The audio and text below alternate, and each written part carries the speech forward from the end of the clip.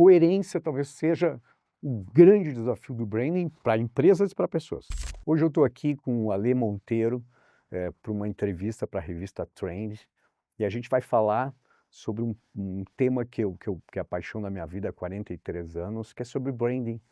Branding nos dias atuais, na ansiedade, na pressa que a gente tem hoje, e eu acho que vai ser um papo muito especial que vai render bastante aí. Você fala assim: "Ah, não, isso é do marketing, isso é Isso é do". da empresa, isso é institucional, e isso aqui é do marketing, né, que é de Mas o produtos brand. funcionamento É ali o não mesmo, é tem uma uma só. coisa assim. E eu acho que quanto mais tu abre frentes, e esse eu acho que é um grande problema muitas vezes de marketings mais teóricos, né, e fazem uma declaração corporativa para a empresa que se mistura com outras declarações, statements, né, e isso acaba com uma profusão de coisas que ninguém sabe. E acho que dos anos 90 para cá, essas declarações corporativas começaram a ser feitas por muitos especialistas e elas começaram a ficar genéricas, ficaram abertas demais, uma amplitude maior de significado.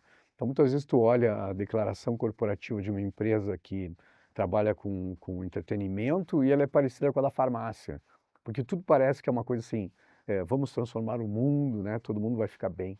E eu acho que aí perde essa essência que a gente busca nas marcas. Eu comecei a ler lá nos anos 80, né? Então sou muito velho, eu tenho 43 anos de branding aqui. E eu comecei com mídia impressa, trabalhando com serigrafia. Então me apaixonei no início, silkscreen, né, nos anos 80, e comecei a fazer impressões. Daquelas impressões eu fazia arte, eu era diretor de arte, gostava muito disso.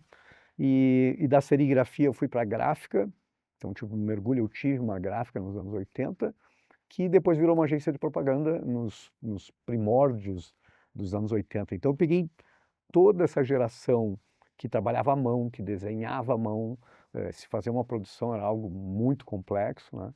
E depois peguei toda a transformação a partir dos anos, início dos anos 90, e aí comecei a me dedicar ao planejamento e virou a grande paixão da minha vida. Então passei por diversas fases, fiz grandes trabalhos, fiz um trabalho no final dos anos 90, que foi o início da telefonia móvel, né? Eu fiz um filme com a O2, com a produtora O2, naquela época fazendo comerciais ainda, explicando o significado de estar móvel, né? De liberdade de movimento. Então parece uma coisa jurássica, mas foi um aprendizado muito grande por todas as etapas. E aí me foquei no planejamento e hoje vivo planejando marcas pessoais e marcas empresariais, me divido nessas duas coisas. Produzo conteúdo, que é a grande paixão, e escrevo livros. Então eu escrevi 3 livros, né, Paixão e Significado da Marca. O primeiro foi Personal Branding, e agora Autenticidade, que eu lancei na pandemia. E eu estou reescrevendo o Personal Branding à luz desses nossos tempos ainda. E eu acho que tem essa pressão ali, e ela é horrível sobre a gente, né? Porque muitas vezes a gente quer falar, certamente acontece contigo também, tu quer aprofundar um pouco mais e tu é obrigado a reduzir tudo, né? E muitas vezes nesse processo de reduzir para atender a necessidade do algoritmo, muita gente acaba ficando muito raso, né? Então, eu acho que a grande reclamação de todo mundo nas redes sociais hoje é da gente ter uma sensação de ficar meia hora olhando as redes sociais e o teu cérebro parece que andou para trás, né? Que tu não sobrou nada, não aproveitou nada. Então, eu acho que esse é um grande desafio, conseguir lidar com ideias, né? Ter alguma profundidade, mas usar os mecanismos para deixar isso simples, né? O que me ajuda, e eu acho que ajuda muita gente da geração mais velha, é que a gente sempre fez comerciais de 30 segundos, né? E a gente fazia grandes lançamentos de campanha nos anos 70, nos anos 80, nos anos 90, nos anos 2010, e a gente contava uma história em 1 minuto, né? E é possível fazer isso em 1 minuto, né? Então, grandes lançamentos de campanha que a gente vê na TV, 1 minuto e 30, mas isso era uma coisa muito rara, né? Então, eu acho que a experiência de publicidade nos faz conseguir contar uma história, né, em vídeo em 1 minuto. Mas eu defendo o seguinte, falo isso para meus mentorados, se tu achar que teu segmento está muito raso, quem sabe a tua forma de se diferenciar seja a pessoa que entrega a profundidade. Se o teu segmento, ao contrário, ele é muito hermético, né, ele é muito fechado, ele é muito sisudo, quem sabe a gente possa ocupar esse espaço e ser o leve, né, ser aquilo que decodifica coisas complexas, né, códigos complexos numa linguagem simples. Então, eu sempre fico pensando que a gente tem hoje estrelas, né? Tu tem o Clóvis de Barros Filho, tu tem o Karnal, tu tem o Pondé, e que conseguem falar de ética, de filosofia, nas redes sociais, e tem 4, 5 milhões de seguidores lá. Então, acho que é possível, mas exige que a gente precise lidar com a ansiedade de não fazer produção em massa e muitas vezes olhar pela quantidade de impactos e não olhar por aquilo que tu está entregando, né? Então, eu acho que encontrar o equilíbrio entre se ajustar ao modelo, mas ao mesmo tempo ser fiel, e a gente está falando dos princípios de marca, né? Do teu propósito, do teu caminho, da tua entrega, dos fundamentos ali. E eu acho que o desafio é encontrar esse equilíbrio. E eu acho que a gente pode resgatar nessas nossa reflexão aqui a marca Rimowa, né, de malas. Então é uma marca que trabalhava com madeiras e que é centenária e que num incêndio ficou só com alumínio, começou a fazer malas de alumínio e por isso a característica daqueles frisos de alumínio, né? Mas o estranho dessa mala é que ela tem a mala que é icônica, custa acho que 16 mil reais mais ou menos. E o estranho, ela amassa na primeira viagem porque é de alumínio. Então imagina quem seria um maluco de comprar algo que custa 16, pesa 7 quilos, 6,9, ou seja, ela é pesada, ela é cara e ela amassa. Então, em várias viagens ela vai estar toda amassada, né? E aí as pessoas ficam intrigadas, né? Pô, mas como assim eu vou comprar alguma coisa? E a lógica do significado por trás é, cada viagem conta uma história. Então, olha que inverte a lógica. Quanto mais amassada está a minha mala, mais eu viajei. Então, só quem tem Rimowa compreende essa história. E aí tem uma coisa engraçada que eu estava no Finger para pegar um avião e tinha um sujeito junto comigo na fila do cartão e a mala estava destruída, né? Ela estava assim completamente amassada com os adesivos e eu reconheci a mala Rimowa e todo mundo olhava para ele com um certo olhar assim, pô, coitado desse cara, né, com essa mala amassada, né? E ele com uma postura, puta, segurando uma relíquia, né? Então a lógica é essa, cada viagem conta uma história e só quem viaja muito reconhece um outro cara de Rimowa. Então, puta, maravilhoso, concorda? E vira um ícone, né? Vira algo que retrata um pouco do teu significado da tua vida, né? E entra na comunidade. Entra na comunidade, que eu acho que a comunidade se reconhece ali e dane-se os outros que não sabem da história.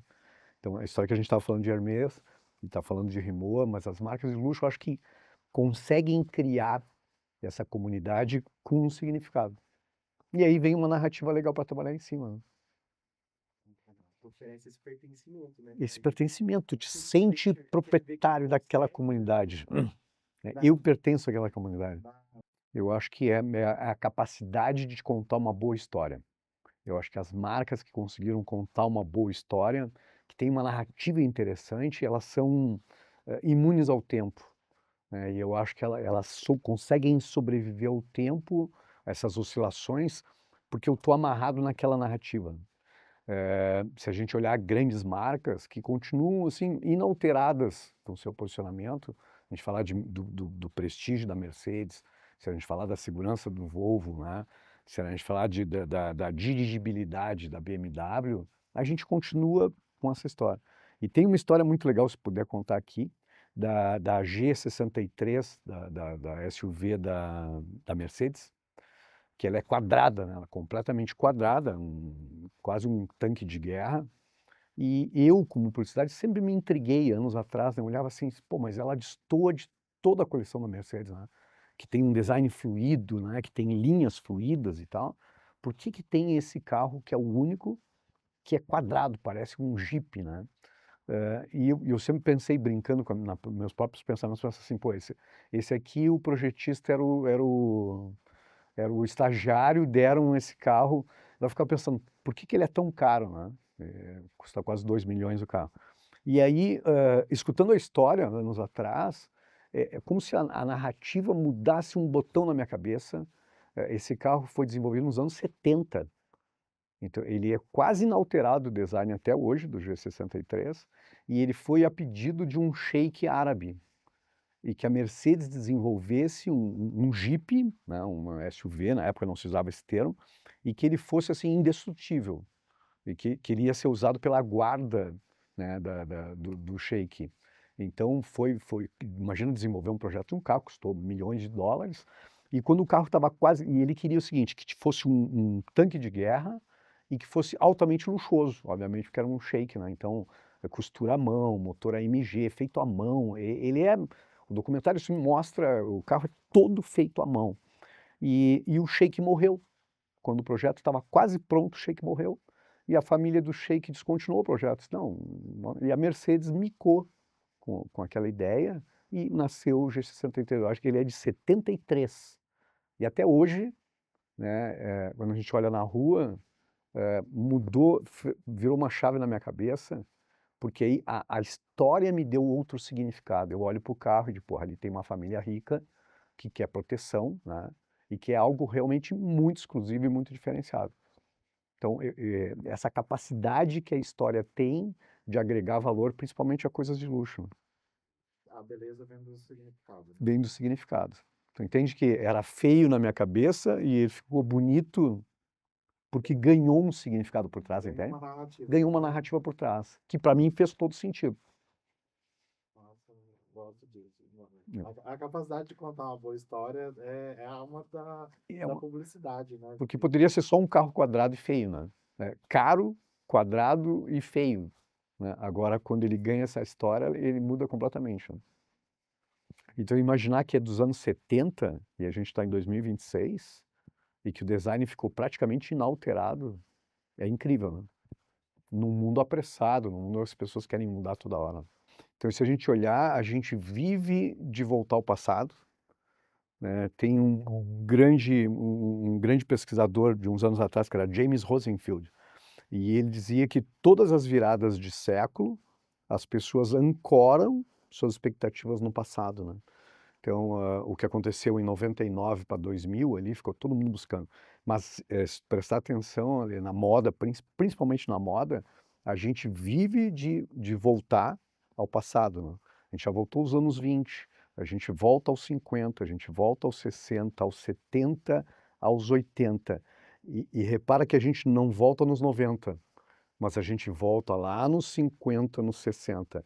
E ele dizia, James Rosenfield dizia que era uma necessidade de ancorar o medo que a gente tem do desconhecido agora, da volatilidade, da incerteza, naquilo que era um clássico do passado. E nos anos 50 ele defendia a ideia que as coisas eram simples e funcionavam. O que eu quero dizer com isso é que nos anos 50, no pós-guerra, depois de 47, foram lançados todos as facilidades que a gente tem em casa, liquidificador, batedeira, micro-ondas, tudo isso nasceu ali no início dos anos 50. E as coisas só tinham um botão e a gente resolvia o problema. E aí vem um paradoxo legal que é o seguinte, a gente hoje tem muitos botões, metaforicamente falando, e a gente não consegue resolver o nosso problema, né? Então tem uma ancoragem de cérebro nos anos 50 de novo. Então tu tem o resgate do preto e branco, né? Tu tem a risca de giz, tu tem a lapela dos casacos, né, dos anos 50, 60, toda uma ancoragem nesse passado que, de certa forma, é um medo do futuro. É um medo da volatilidade, né? Então tu vai no que é certo, no que aconteceu. Isso é muito legal, porque eu acho que a gente vive pendularmente e a gente volta de novo nisso, né? Aí se olhar as barbas de homem, né? Barba, cavanhaque, coisas que foram desprezadas durante décadas, né, que a gente voltou de novo. Homem com bigode, com barba, né, tu entende? Todo um jeito de pentear o cabelo e tal, que é lá dos anos 50, dos anos 60, né? E a gente... Pouco tempo atrás era descuido, né? De você estar barbeado ali para ir de trabalho e tal, não pelo contrário. Lugares que proibiam, né? Tu não podia ir de barba, que era uma coisa assim... E hoje acho que tem mais gente de barba, mais homens de barba do que sem barba. Sim. Eu acho que essa padronização deixa todo mundo commodity, né? Então acho que o legal é, seguindo a tua lógica com o Andy Arrow, né? Tu te apropriar de alguma coisa no posicionamento que tu te opõe a todos os outros. Então, O desafio é eu crio algo que tem impacto, que possa, vamos dizer, capturar a atenção das pessoas, que hoje é o grande ativo da economia da atenção, mas ao mesmo tempo eu entrego algo que tem coerência e que me torna diferente de todos os outros, né? Seguindo a lógica do Andy Aaron, eu gosto muito do fotógrafo LaChapelle, que é um maluco, né? Ele era discípulo do Andy Aaron, né? Então fotografou todas as estrelas de Hollywood e tal. E ele eu tenho vários livros, eu coleciono livro dele, e ele se apropriou de algo que ele bebeu na fonte do Andy Aaron, cores estouradas, berrantes, contrastes absurdos, né? Luz estourada, que seria o contrário de qualquer outra coisa. E aí vem essa construção com uma certa, goste ou não goste, tá? Com uma certa coerência, um certo estilo. Ele fez algo meio bizarro que capturou a atenção, mas que construiu toda a trajetória dele de posicionamento assim, né? Então ele é descrito como o Fellini da fotografia. Eu acho muito legal quando, ao longo dos anos, tu consegue construir algo que é um posicionamento e que te faz diferente de todos os outros. Se tu comparar com Sebastião Salgado, a gente está no extremo oposto. O fotógrafo das causas sociais, só em preto e branco, né? Jamais vai ver alguma coisa do Sebastião Salgado colorida, né? O LaChapelle, totalmente estourado, berrante, bizarro. Cada um do seu jeito, mas com uma coerência de trajetória, né? Então, é isso que a gente está falando de fundamento de marca, né? Da gente, como personalidades, como pessoas, isso serve para marcas corporativas como pessoais. Criar um posicionamento, se apropriar de alguma coisa que faça sentido para o teu público, e aí sim, tu ser coerente durante toda a tua trajetória. Eu tenho uma frase que é bastante forte, e me perdoa dizer aqui para vocês, mas é growth sem branding é cocaína. Eu sei que é forte dizer isso, mas a contundência é que o growth, obviamente, estou falando de growth hacking, né, que é a metodologia, que fazer teste, né, e descobrir formas de acelerar, ela é maravilhosa. Mas se ela não vier acompanhada de branding, ela se torna cocaína porque se torna dependente disso, né? Então, de tráfego pago, de mídia paga, e quanto mais tu coloca, mais tu tem necessidade, porque não construiu uma relação. Então a gente olha marcas, e não vou ser indelicado de citar o nome de marcas agora, mas marcas que explodiram e quebraram, que eram alavancadas só com growth, e que não tinha amor, não tinha lealdade, não tinha nenhum sentimento, entende? Então, eu acho que o equilíbrio entre técnicas específicas de acelerar coisas aqui de growth, com sustentação do branding, é o paraíso, é o perfeito.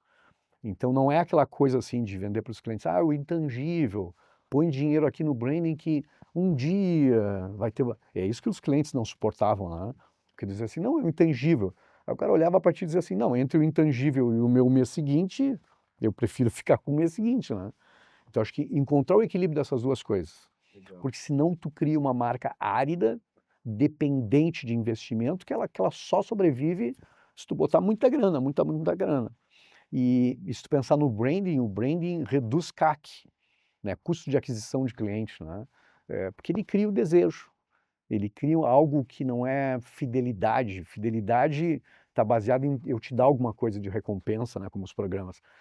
O branding tá ligado com lealdade. Então, quando eu tenho lealdade àquela marca, como em muitas de luxo a gente tem isso, a gente cria isso, eu tenho mais leniência com os erros, né? Às vezes a marca me decepciona, mas eu gosto tanto dela, eu sou tão leal filosoficamente a ela que eu perdoo, né? Que eu relevo. Tu não precisa me fazer 1000 programas para me empurrar. Eu já estou desejando. Eu sou daquela comunidade, entende? Então, para mim é um equilíbrio dessas duas coisas.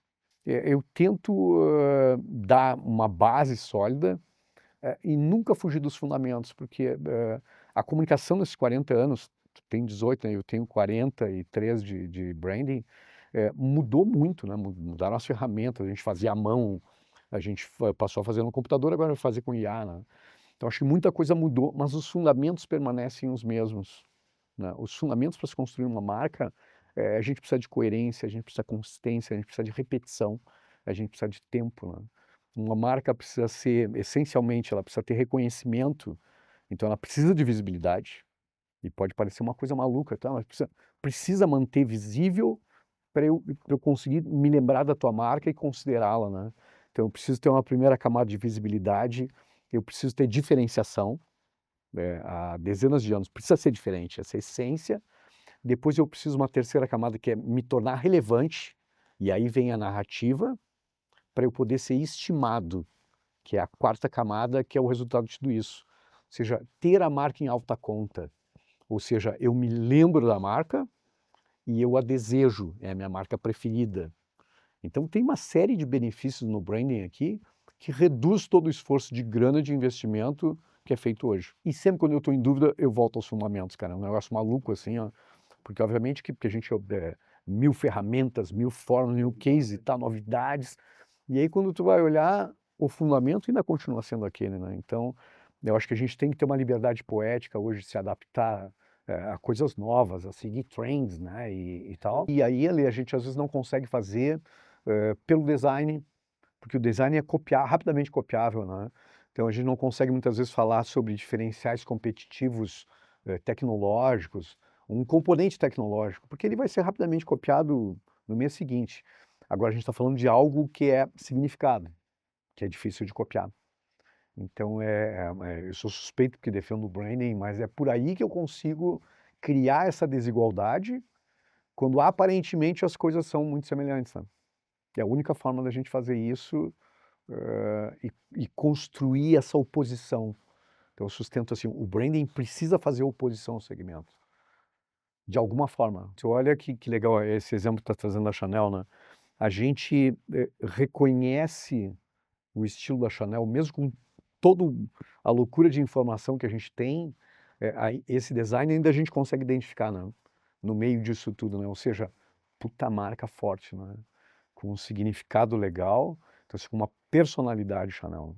E que eu acho que pega muito forte numa comunidade, né? Quando a gente está olhando de tendências hoje, de um certo público mais endinheirado, que não quer ser reconhecido por todo mundo na rua por isso, mas quer ser reconhecido por aquela comunidade, né? Na Não verdade, sei se faz sentido isso, né? mas com Ele está comunicando mais com aquela comunidade, transcendeu, né? que talvez tu olhe de fora e tu nem reconheça se tu não é daquilo, né? Dentro daquele espírito. Mas eu acho que é isso, né? Sair do meio da multidão e conseguir encontrar os teus iguais, que façam sentido para a tua vida, em torno de um significado. Então, acho que essa é a construção, e por isso a gente fala tanto hoje de comunidade, né? Porque a gente quer alcance, a gente quer impactar muita gente, todo mundo quer com as suas marcas, né? Mas, na verdade, o que se reflete em valor é ter uma comunidade leal em torno disso, né? E aí o ser humano, cara, há séculos se conecta ou com um líder, né? Ou com uma ideia, ou entre eles mesmos. Remonta assim os tempos mais primitivos, vamos pegar de Cristo para cá, é sempre assim, ou é em torno de um grande Messias, ou de uma ideia, que a gente cria uma comunidade e defende aquela ideia, ou em torno de pessoas que pensam alguma coisa diferente, né? Então esse espírito é do ser humano.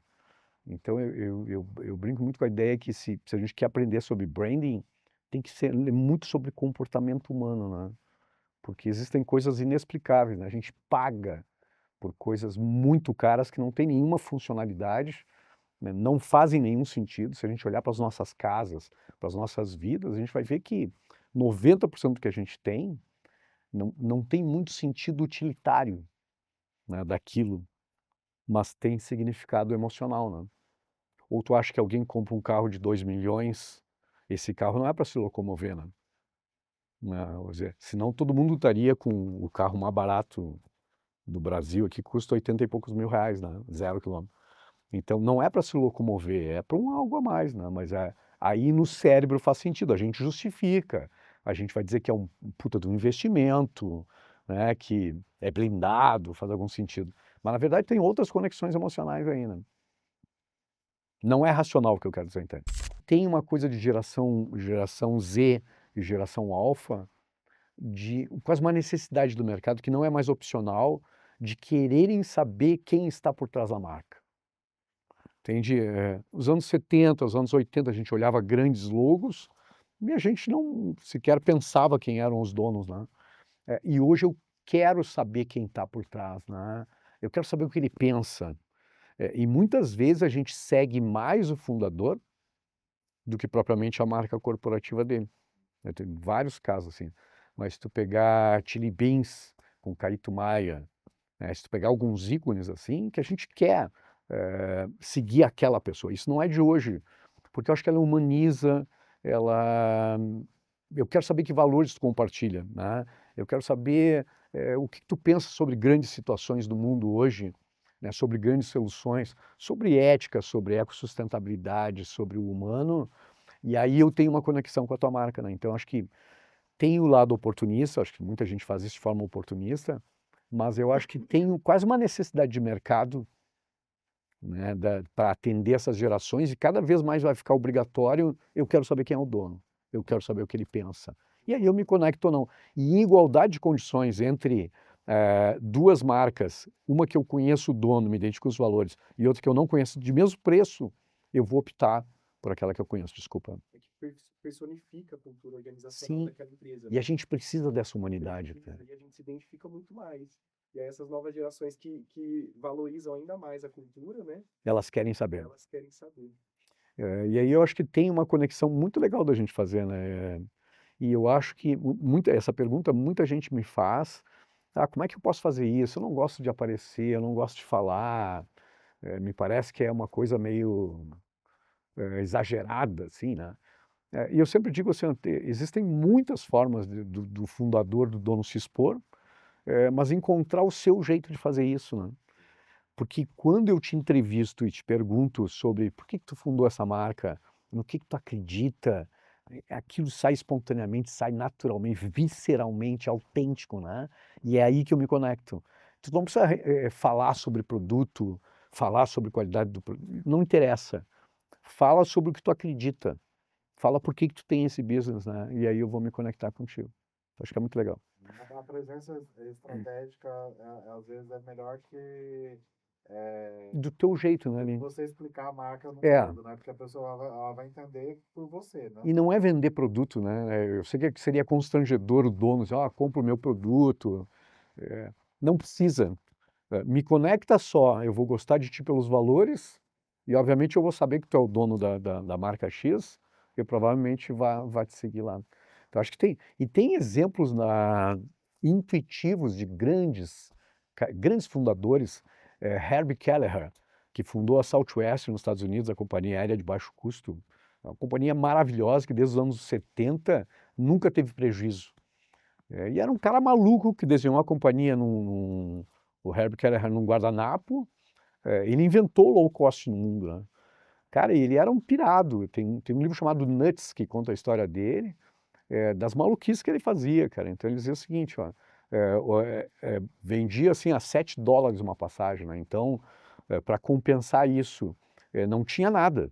Então não tinha lanche, não tinha nada, tinha uns amendoinzinhos, foi ele que inventou os nuts lá, né? E aí ele criou uma companhia que brincava.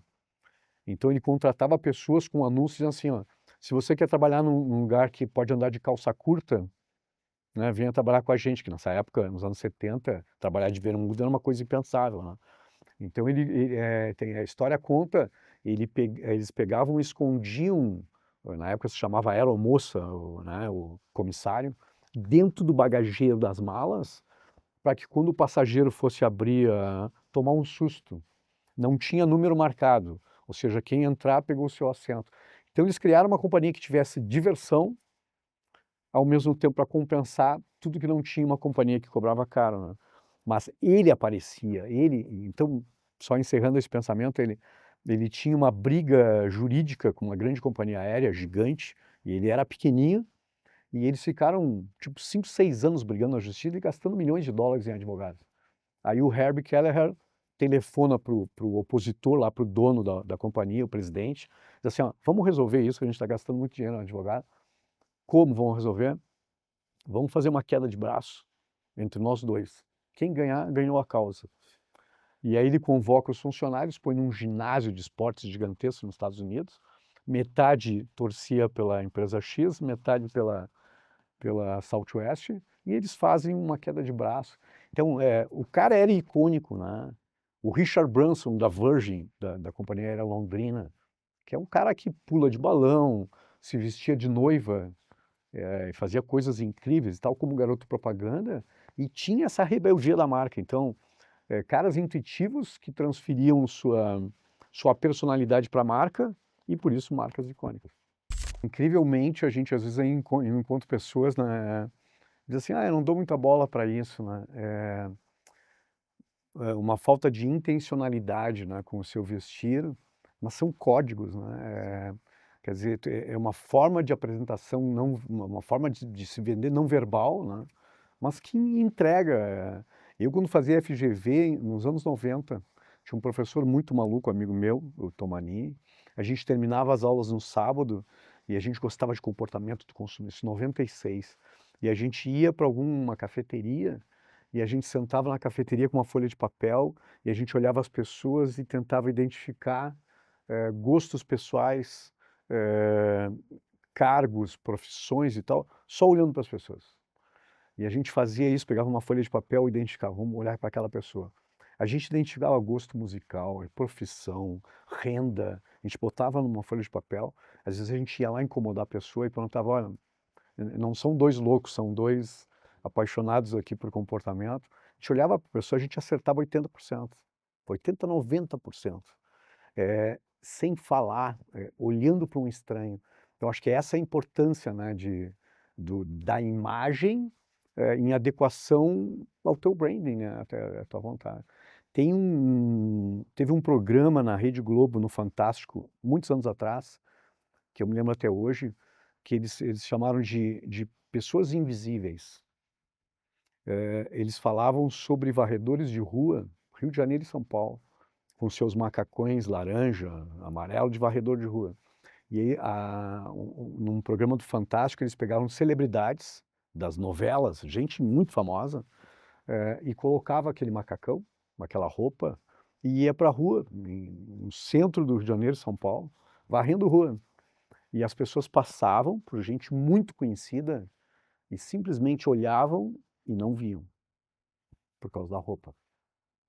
Aí depois de passar, assim, dezenas e dezenas de pessoas passando, aí pegava uma das pessoas assim, olha bem para ele ver quem é. Aí a pessoa olhava o rosto assim, dizia, meu Deus, aqui sou apaixonado por ti, é uma celebridade. Só que com aquela roupa tornava a pessoa invisível. Isso é muito duro, né, da gente dizer, mas é uma forma de mostrar o quanto o vestimento, a imagem, causa impacto e que é código, né?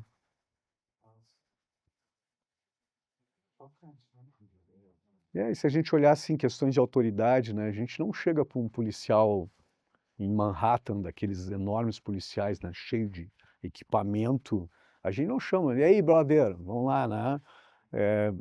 Tem uma autoridade por trás, né, que a gente vai chamar de senhor, o cara. A gente fala assim com um médico, com um advogado e tal. Então, acho que essas vestimentas ajudam, né, a entender, a vender alguma coisa. E que não é uma coisa oportunista, eu acho que é uma coisa assim de intencionalidade estratégica, mas te ajuda a ganhar fluidez na vida, né? Tu entende? Tu não precisa me convencer de muitas coisas, eu já olho para ti, entendo o código e a gente já pula essa etapa e a gente já vai direto ali, entende? Dá mais fluidez para a coisa, né? Então eu digo às vezes para meus mentorados assim, me ajuda a te ajudar, né? Pô, se tu quer ser isso, me dá alguma coisa que eu já te compreenda de cara, né? Às vezes a gente quer ser profundo e a gente se veste de uma forma que não é isso, né? Ou às vezes a gente quer ser leve, mas se veste pesado. Pensar nisso estrategicamente é muito legal, né? Então, assim, ter uma rede social para quem é profissional liberal, né, para quem vive da sua imagem, é obrigatório, não tem jeito. Mas eu quero dizer o seguinte, ó, ele é uma ferramenta maravilhosa que a gente tem hoje, se pensar pelo lado filosófico da coisa, de defender os teus conceitos, de defender as tuas ideias, de dizer ao mundo o que tu pensa. Concorda? A gente tem 1001 questões hoje que são muito importantes para as nossas vidas, para viver em sociedade, e tu tem um canhão na mão, né, que tu pode falar. Então, acho que nesse sentido, cara, ele é um instrumento muito importante, né? Te dá voz, né? Te dá alcance. Os leitores dos meus livros, né, quando falam pelas redes sociais, é maravilhoso falar com alguém que está em Roraima, né, que está no Piauí, e que eu nunca ia me encontrar com essa pessoa, né? Poder trocar uma ideia, poder conversar, é maravilhoso. Agora, também deu voz aos idiotas, né? Deu voz a todo mundo, né? Então, acho que a gente, e geralmente o mundo vai ter mais idiotas do que, perdoem a grosseria, do que gente lúcida, né? Então, a gente vai ter oposição, tu tem ressentimento, né? Tem um livro do Pondé que fala da sociedade dos ressentidos, né? Então, a pessoa está ali, é muito mais fácil eu te agredir pelas redes sociais do que na tua frente, né? Então, acho que criou também um ambiente hostil, né? Então, eu acho que tem as duas coisas. Então, acho que tem gente muito legal que tu jamais conheceria na vida real, porque não teria oportunidade de se encontrar, e que a gente conhece, se apaixona e passa a seguir, aprende. E eu acho que hoje a gente tem uma oportunidade maravilhosa de aprender nas redes sociais, mas ao mesmo tempo tem o seu lado nefasto da coisa, né? Mas é um jeito de encontrar possibilidades aí. Mas se tu pensar numa coisa para fechar esse pensamento, é que a autoridade, há uns anos atrás, se fazia por esconder conhecimento. Não sei se vocês concordam comigo. Tu tinha alguém que botava os seus diplomas na parede atrás, né, para parecer que tinha muito conhecimento, e ele não te contava tudo, porque se ele contasse tudo, ele perdia a autoridade, né? E se tu olhar hoje, a lógica de construção da autoridade é extremamente ao contrário. A gente tem prêmio Nobel hoje que eu posso seguir, posso escutar, posso ir para o YouTube e ficar horas aprendendo com vários prêmios Nobel do mundo, né? Então eu tenho uma oportunidade maravilhosa que hoje a construção de autoridade vem de compartilhar conhecimento, quando era de esconder conhecimento. Então acho que tem uma virada maravilhosa, concordam? Então às vezes eu sou meio pessimista olhando para essa sociedade, mas quando eu penso nisso, que a autoridade vem de compartilhar conhecimento, que ele é disponível a mim, a vocês e a todos nós, isso é maravilhoso. A gente só precisa aproveitar bem isso, né? E não adianta se ressentir com a sociedade, ficar pensando nos haters, nos idiotas. Acho que tem que pensar no que tem de oportunidade boa aí para a gente poder crescer e pensar no conceito de lifelong learning, né? De que a gente não está formado, a gente vai ter que viver aprendendo a vida inteira até morrer, né? Então, nesse sentido, puta, abriu uma frente de conhecimento maravilhosa, né? Perfeito. Acho que coerência talvez seja o grande desafio do branding para empresas e para pessoas. Então, acho que quando tu está exposto, tu tem que ter muito mais cuidado. Uma coisa é eu ter meus familiares em volta e que podem me achar incoerente, maluco e tal, e não vai reverberar, né? Mas quando tu está exposto, é uma vidraça, né? Então, tu tem que ter muito mais cuidado. E eu te diria que é quase um ato de resistência. Quando eu li tua mensagem, fiquei pensando, pô, só um cara maluco lança uma revista, com todo o respeito e o carinho desse maluco, assim, tá? Lança uma revista num mundo totalmente digital. E acho muito legal, e acho que aí conecta, né? É quase um ato de resistência, de diferenciação, frente a tudo que a gente vê no digital, né? Não, mas é Que exato. é descartável, que é joga fora, e tu tem uma revista de 400 páginas, que é um livro, né? Então, acho que aí é muito legal, conecta, o pitch conecta direto ali, cara.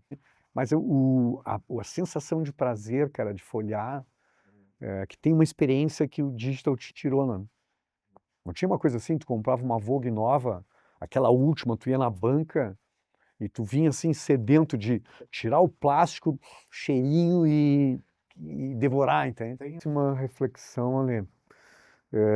E acho que é um dos grandes paradoxos que a gente tem hoje, que é viver numa sociedade totalmente fake, do ponto de vista de que tudo parece que é, mas não é. Eu digo de coisas que a gente conquistou hoje, lentes de contato para os dentes, todo mundo tem os dentes perfeitos, né? Aplique no cabelo, peitos, bundas, unhas, quase tudo que a gente tem hoje, fachadas com plantas que não são plantas, né? Então, nesse mundo, ser autêntico é uma coisa valiosa, é um bálsamo frente a tudo isso. Entre inteligência artificial que faz tudo, entre gêmeos, né, e tu ter alguém que faz à mão, a gente faz o contraponto. Então, essa autenticidade é maravilhosa. A gente só precisa refletir sobre a autenticidade. É o título do meu terceiro livro, e pela minha incompetência de sustentar uma tese, eu levei 312 páginas para conseguir falar desse mito, mas ele tem alto valor, mas ele não pode ser confundido com seja você mesmo de qualquer jeito, entende? Que eu acho que é um grande dano. Mas que ele tem um valor incrível e cada vez mais a gente vai valorizar o genuíno, o feito à mão, o original, né? A receita de secular, o que é vintage realmente, né? Que é aquilo que é icônico, aquele design que não vai sair nunca de moda, em meio a coisas totalmente descartáveis, né? Sabe, que vão da arquitetura à música construída com IA, livros feitos por IA, que tem um monte já por aí, né? Textos feitos por IA. Eu acho que cada vez mais a gente vai buscar o contraponto na autenticidade lá. Só não pode confundir essa autenticidade com foda-se o mundo, eu sou assim e me aceite, que eu acho que é um grande perigo também. Uma frase que para você melhor definiria o que é o brand ou a construção de imagem. Eu diria que ela é baseada, essa autenticidade, é uma tese minha a respeito o contraditório, ela é feita por uma imagem que te represente, que seja esse código de dizer ao mundo quem eu sou, atitudes coerentes com isso, porque as atitudes têm o poder de corroborar e exponenciar a imagem ou de destruir a imagem. São aquelas pessoas que muitas vezes tu conhece das redes sociais e tu conversa 15 minutos e te decepciona completamente, né? Então, imagem coerente, atitude coerente, mas eu defendo que precisa ter um terceiro pilar disso, que é obra. Uma obra pessoal. A gente está falando do La Chapelle, né? Pegando o La Chapelle, assim. É o filhinho da fotografia. É o Sebastião Salgado, cara. É o cara das grandes questões sociais no mundo, né? Tu entende que é algo que tenha legado, né? Que tenha profundidade. Porque hoje, muita gente hoje, a imagem pela imagem, ela não leva a nada. Mas eu acho que uma imagem com uma bela atitude aqui, coerente, e algo que seja legado aqui, que seja obra, para mim isso é a autenticidade, que se resume no seguinte: quando criador e criatura se confundem. Pensa nisso. Quando eu penso no tema e eu associo àquela pessoa. E quando eu penso na pessoa, me remete ao tema, entende? Se a gente pegar grandes nomes icônicos que a gente pensa em Pitangui, é o rei da cirurgia plástica. É o legado do cara, reconhecido em 5 continentes, né? Então, é a obra. Então, acho que é essa obra que vai construir o legado, né? Porque eu acho que tem uma ansiedade muito grande hoje, ali, de querer fazer sucesso e querer ganhar grana, né? Mas sem obra, a gente vê que muitas vezes gente que dispara e vira trend topic por uma semana e depois desaparece das nossas vidas, né? Então, para mim, são esses 3 pilares que realmente constroem a autenticidade. Eu acho que essa experiência aqui, ela é muito especial e eu fico muito feliz de estar acompanhando o lançamento dessa primeira edição, porque é um ato de resistência, eu acho, num mundo descartável, num mundo rápido, num mundo onde tudo pode ser descartado, a gente olhar para algo que é um conteúdo com experiência, né? Poder mergulhar naquilo que é realmente da gente, não imposto por nenhum algoritmo, e poder ter algo realmente que traga uma experiência individual, onde eu fico com ela. Então, acho que Trend está de parabéns, acho que vocês todos.